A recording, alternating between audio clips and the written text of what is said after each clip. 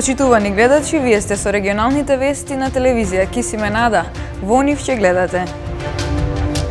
Искрена детска љубов кон возовите.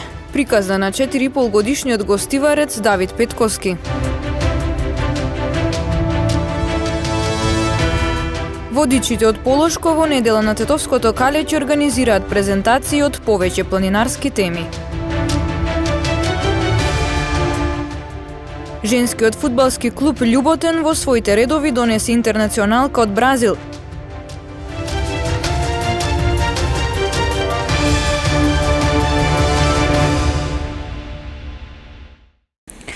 Четириполгодишниот гостиварец Давид Петковски толку многу ги сака возовите што секоја вечер во 18 часот задолжително е на градската железничка станица и го чека возот кој од Скопје преку Гостивар оди во Кичево.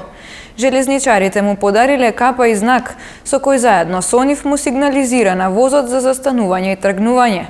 Да ја погледнеме оваа сторија за бескрајната искрена детска љубов кон возовите. Возбуда, радост, очиња полни со сјај и насмеано лице. Ова веднаш го забележавме кај Давид Петковски од Гостивар, 4,5 годишно детенце, голем љубител на возовите, со кое се дружевме на градската железничка станица, неговото најомилено место на светот. Давид толку многу ги сака возовите, што секоја вечер во 18 часот задолжително е на станицата и го чека возот кој од Скопје преку Гостивар продолжува кон Кичево.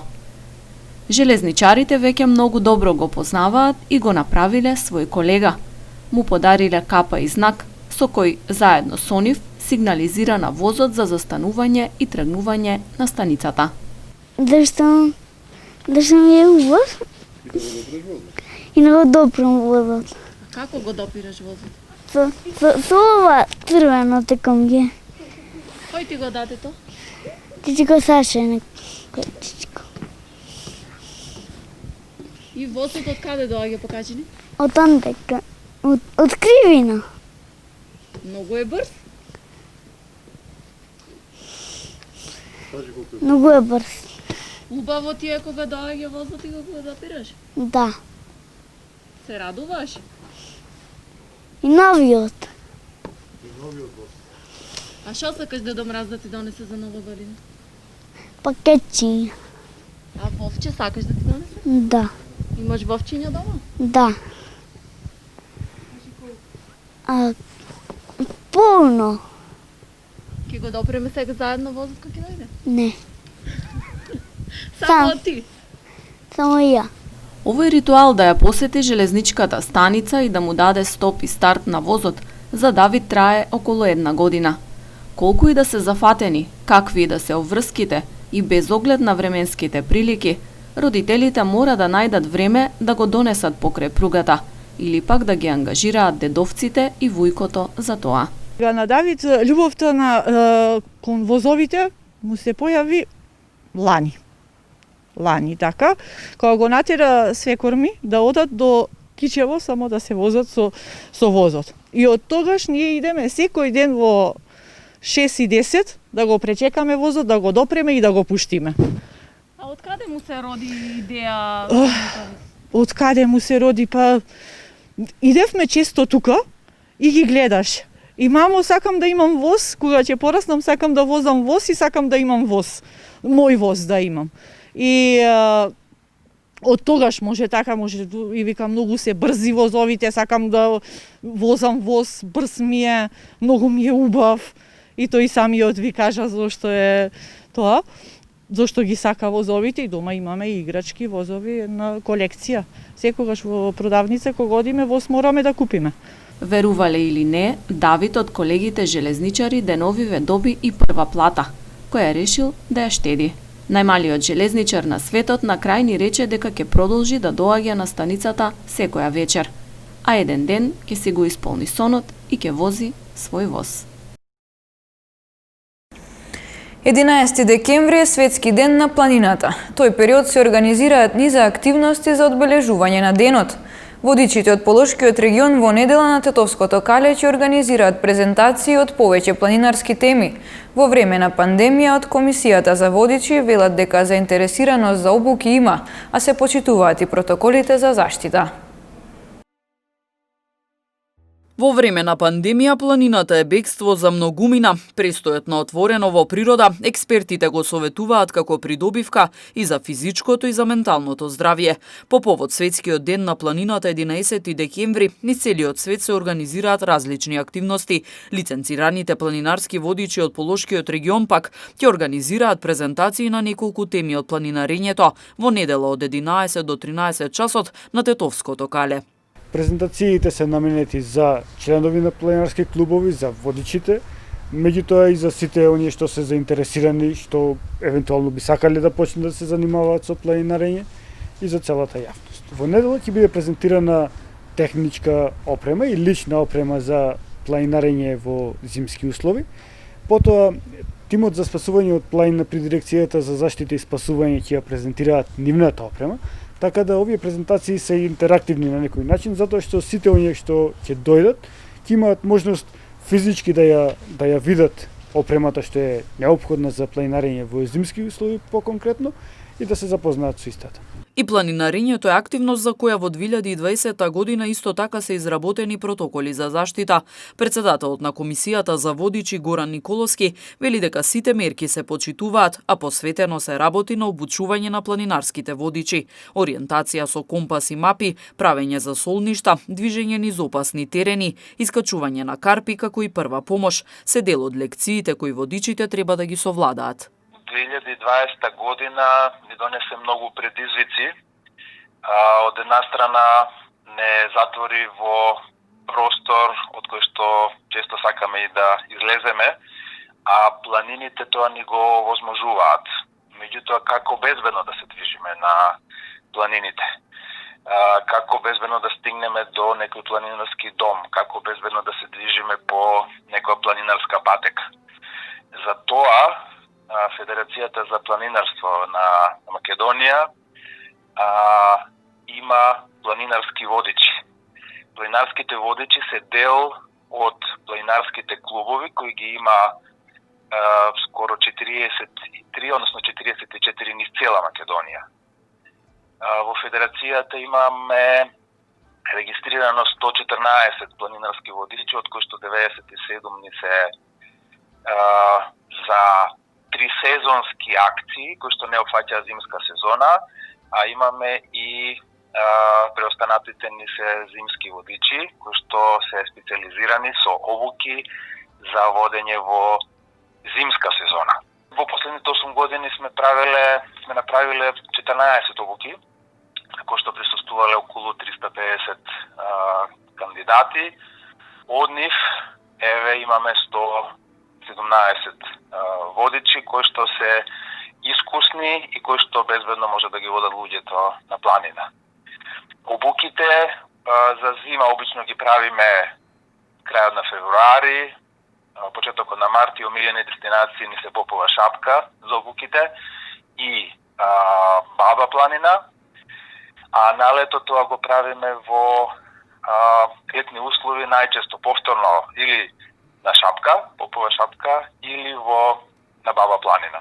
Годинава била реализирана и обука за планинарски водичи жени со поддршка од проект на Обединетите нации, преку која биле обучени 27 кандидатки. Следна зимска обука е закажана за крајот на февруари.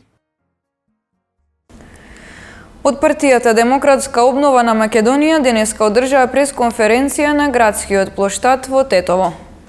Денеска ве повикавме овде по иницијативата што Дом ја покрена во коалицијата Можеме, а тоа е да се достави една донација до белодробната болница во Лешок со цел да со тој еден таков гест минимален да им дадеме благодарност и да им дадеме поддршка на луѓето кои што последниве месеци, односно скоро цела година, се борат на фронтот со вирусот, односно со болеста COVID-19. Истовремено би сакале да ги иницираме и другите физички, правни и политички лица, односно ентитети, зошто да не, да ја пратат оваа иницијатива и да на некој начин им помогнеме, односно им се заблагодариме, пак ќе речам, на персоналот што како и на инфективното одделение во клиничката болница, сметајќи дека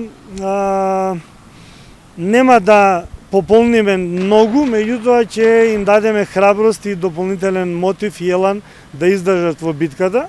Истовремено би сакале до нашите сограѓани, кои до сега, поготово за време на кучните слави, нели, изразија високо ниво на свесност и совесност, да не се опуштаат и во наредниот период со оглед на известната вакцинација, нели? Напротив, да продолжиме со принципиелно придржување на мерките за да го избегнеме или намалиме третиот бран и сите заедно здрави и живи да издржиме до да почне процесот на вакцинирање. Истовремено на крајот кратко би сакале да најавиме една иницијатива на Дом.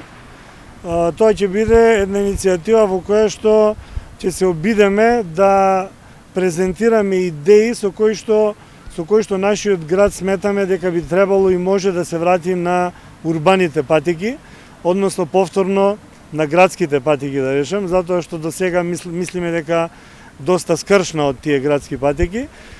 Идеи имаме, не ни недостасуваат, меѓутоа свесни дека идеите се најголемиот ресурс заедно со природните богатства на една држава и на еден народ.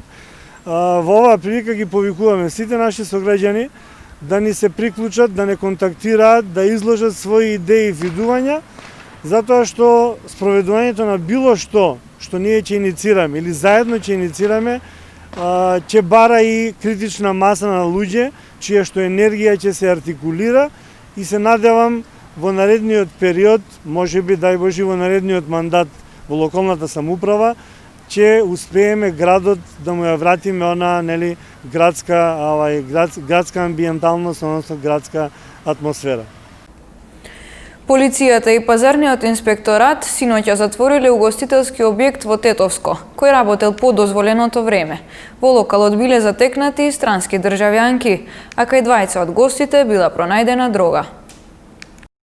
Затворен угостителски објект, сопственикот и двајца гости приведени, откриени странски државјанки. Ваков е епилогот од синокешната акција што околу 22 часот и 30 минути ја спровеле полициски службеници од СВР Тетово во содејство со Државен пазарен инспекторат во локал во Тетовско Жеровјане. Како што соопшти МВР, во објектот биле затекнати околу 40 гости.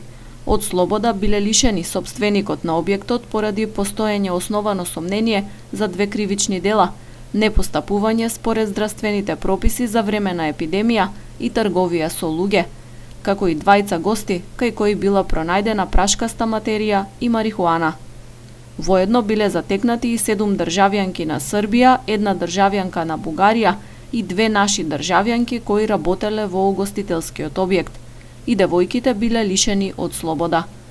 Објектот е затворен од Државниот пазарен инспекторат и по документирање на случајот ќе бидат поднесени соодветни поднесоци, извести МВР.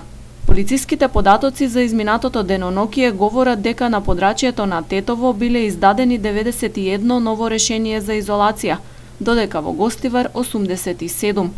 Исконтролирани биле 811 лица со решенија во Тетовско и 765 во Гостиварско, при што не биле констатирани непочитувања. Истиот период за неносење маски, полицијата во регионот на Полог казнила 105 граѓани. Од ЕВА на Македонија информираат дека заради реализација на инвестициски зафати ќе се изврши прекин на снабдувањето со електрична енергија на неколку места. Слушнете ги деталите.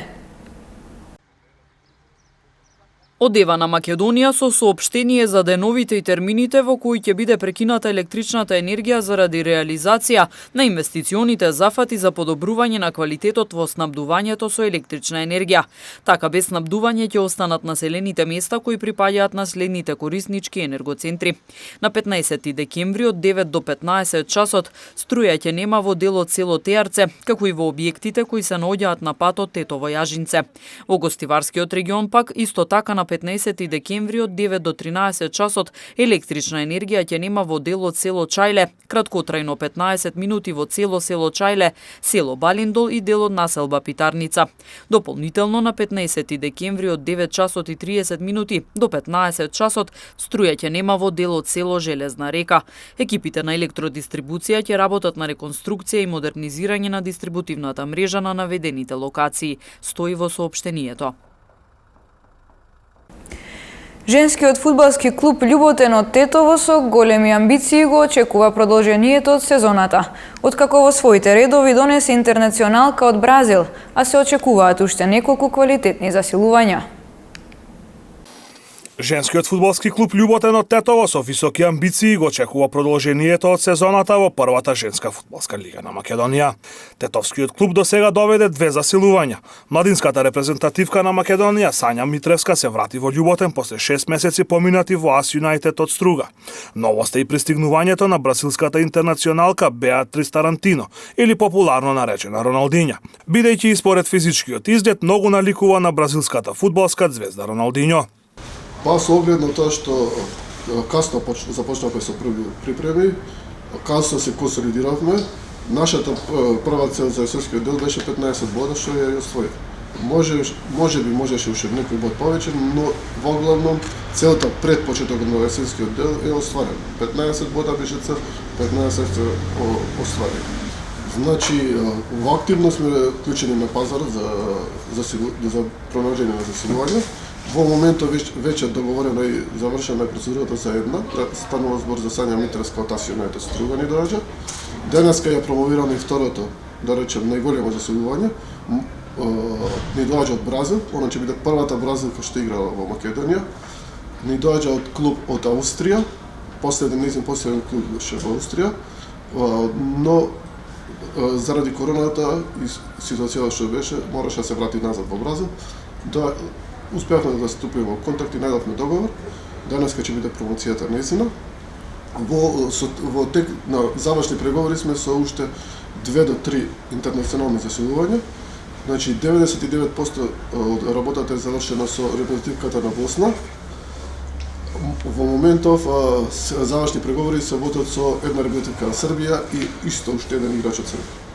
Очекувањата на раководството се оваа сезона да се обезбеди пласман во топ 8 екипи на табелата кои ќе обезбедат опстанок во првата лига за наредната сезона, а потоа јатак на титулите од првенството и купот на Македонија, секако и излез во европските фудбалски купови. Целта на клубот оваа сезона е опстанок поради тоа што касно почнавме есенскиот дел. Главна цел на наредната полсезона со екипата што ја правиме, како ќе се во игра да видиме што ќе биде потребно. Главна цел за наредна сезона е атак на шампионската титула и конечно и Тетово да има малку представници по женски фудбал во европските направи. Шампионски трофеј во купот да, може да донесеме, меѓутоа купот не води во излез на женски фудбал, освојување на купот не води во излез на европска сцена, така да само шампионот излага на европска сцена. Можно е да донесеме како трофеј купот, меѓутоа наша цел е излез во Европа. ЖФК Љуботен есенскиот дел од сезоната го заврши на 10-тата позиција на табелата со 15 бодови и со реални шанси за обезбедување на опстанок во лигата.